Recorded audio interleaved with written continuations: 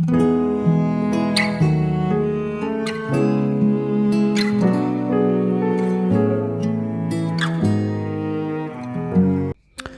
saudara yang kasih Tuhan Yesus, selamat pagi dan salam sejahtera bagi saudara semua. Saya menyapa bagi saudara yang ada di Indonesia, dari Sabang sampai Merauke, baik yang di kota maupun yang di desa. Dan saudara semua yang ada di Malaysia, di Kamboja, Singapura, di Amerika Serikat, senang sekali kembali menjumpai saudara pada saat pagi ini. Kiranya damai sejahtera dan sukacita daripada Roh Kudus nantiasa melimpah dalam hati dan kehidupan saudara semuanya. Dan kiranya saudara semua dalam keadaan sehat selalu. Selamat datang kembali di Pokok Anggur bersama saya Yosia Krispianto.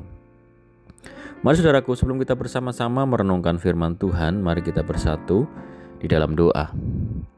Bapa di surga, Bapa yang baik, yang penuh dengan kasih dan karunia, Bapa yang kami puji, di dalam nama Tuhan Yesus berterima kasih buat penyertaan Tuhan di sepanjang malam dalam istirahat kami, sehingga kami boleh melewati malam ini dengan penjagaan daripada Tuhan. Itu semua karena berkat pertolongan Tuhan saja. Pada pagi ini kami kembali rindu untuk merenungkan firman Tuhan. Mari ya Tuhan, berbicaralah kepada setiap kami, urapi kami dan jamah setiap hati kami Tuhan, sehingga kami dapat mengerti apa yang menjadi maksud firman Tuhan. Terima kasih Tuhan. Kami siap merenungkan firman-Mu hanya di dalam nama Tuhan Yesus kami berdoa. Amin. Puji nama Tuhan saudara. Pembacaan firman Tuhan pada saat pagi ini terambil dari Yesaya 41 ayat yang ke-17. Demikian firman Tuhan. Orang-orang sengsara dan orang-orang miskin sedang mencari air tetapi tidak ada. Lidah mereka kering kehausan, tetapi aku Tuhan akan menjawab mereka, dan sebagai Allah orang Israel, aku tidak akan meninggalkan mereka. Puji Tuhan. Saudara yang dikasihi Tuhan, Tuhan tidak sedetik pun akan meninggalkan manusia ciptaannya. Tuhan setia menyertai umatnya sampai kapanpun.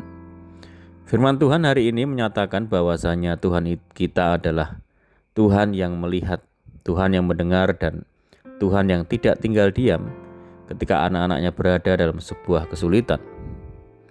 Tuhan melihat setiap dari kita meskipun kita tidak mengutarakan pergumulan secara langsung. Dia membaca tanda-tanda setiap kesesakan kita. Dalam kondisi seburuk apapun, perlu diketahui bahwa Tuhan tidak pernah meninggalkan anak-anak yang dikasihinya. Dia tidak pernah mentelantarkan kita, saudara.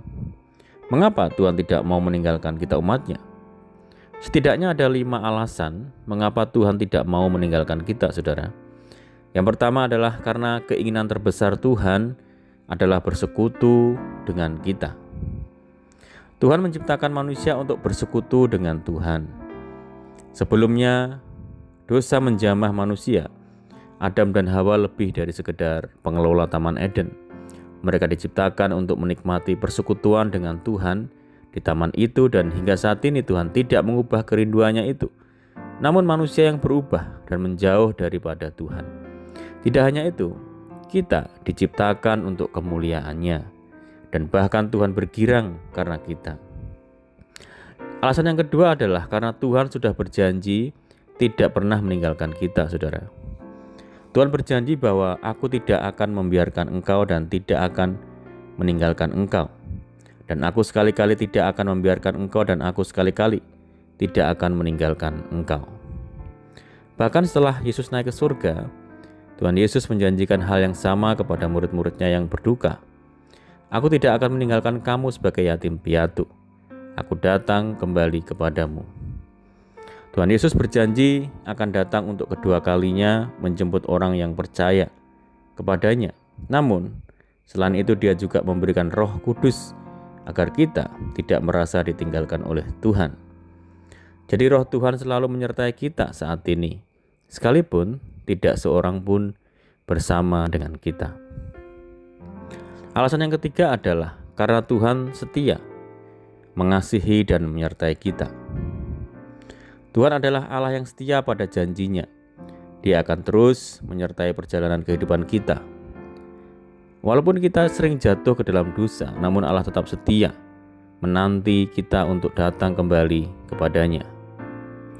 Alasan yang keempat adalah karena Tuhan mengasihi dan tidak pernah melupakan kita. Kasih Allah begitu besar bagi kita, saudara. Karena kasih-Nya, Ia rela memberikan anaknya yang tunggal untuk mati di kayu salib, agar kita tidak binasa karena dosa-dosa kita. Kasihnya yang luar biasa dan agung itu membuat kita beroleh hidup yang kekal, yakni surga. Allah tidak pernah melupakan kita ciptaannya. Allah mengenal kita mulai dari ujung rambut hingga ke kaki kita. Tuhan tahu dan mengenal kita.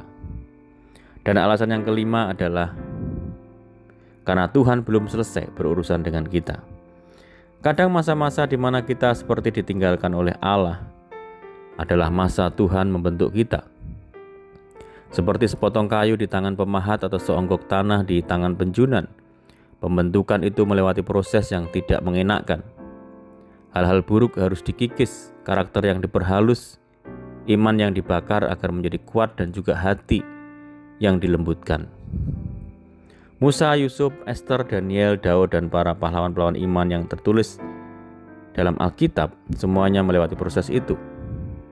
Mereka mengalami kesendirian, dipisahkan, mengalami rasa sakit, berduka, dan menderita. Namun semua itu karena Tuhan sedang membentuk mereka agar bisa menjadi alat untuk menyatakan kemuliaannya. Hal yang sama juga berlaku dengan kita, saudara. Karenanya dalam masa-masa itu janganlah kita bersungut-sungut. Dapatkah yang dibentuk berkata kepada yang membentuknya, "Mengapakah engkau membentuk aku demikian?" Jawabannya adalah tidak, saudara.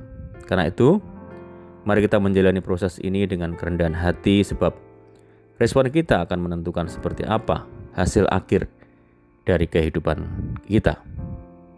Mari kita jangan bimbang dan takut, sebab Tuhan mengerti benar kehidupan kita, dan Dia berjanji tak akan pernah tinggalkan kita. Amin, puji Tuhan. Mari kita berdoa.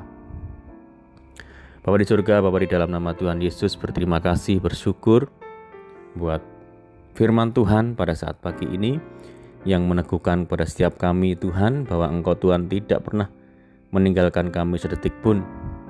Tuhan yang senantiasa memelihara kehidupan kami, Tuhan yang mengetahui apa yang menjadi isi hati kami, mengetahui apa yang menjadi pergumulan kami dan kehidupan kami. Tuhan mengerti benar. Kami bersyukur dan berterima kasih buat kasih Tuhan yang besar bagi kami. Meteraikan firman-Mu dalam setiap hati kami saat ini, ya Tuhan. Saat pagi ini kami menyerahkan segenap hidup kami ke dalam tangan-Mu. Bimbing kami, Roh Kudus, tuntun kami, sehingga kami mampu berjalan dalam jalan-jalan Tuhan. Sertai kami dimanapun kami berada, berkati rumah tangga kami, keluarga kami, pekerjaan kami, usaha, pendidikan kami, Tuhan yang memberkati. Pimpin kami, Tuhan, sehingga kami dapat terhindar dari segala mara bahaya. Biarlah kehendak Tuhan yang jadi atas hidup kami. Berikan kami hati yang damai, dipenuhi dengan sukacita. Kami serahkan hidup kami hari ini dalam tangan Tuhan, Tuhan yang turut bekerja bagi setiap kami. Kami berdoa bagi setiap saudara kami yang sakit, Tuhan sembuhkan, jamah di dalam nama Yesus. Yang menderita, Tuhan berikan kekuatan, yang berputus asa, Tuhan berikan jalan keluar. Berdoa bagi kesejahteraan desa kami, kota kami, daerah kami, dan negeri kami. Tuhan memberkati. Terima kasih Tuhan, ini doa kami hanya di dalam nama Tuhan Yesus kami berdoa. Amin. Puji nama Tuhan, saudara, kita sudah mendengarkan firman Tuhan. Saya percaya saudara semua diberkati, tetap bersukacita dalam Tuhan. Sampai jumpa di renungan berikutnya. Saya ucapkan selamat pagi, selamat beraktivitas. Tuhan Yesus memberkati. Haleluya.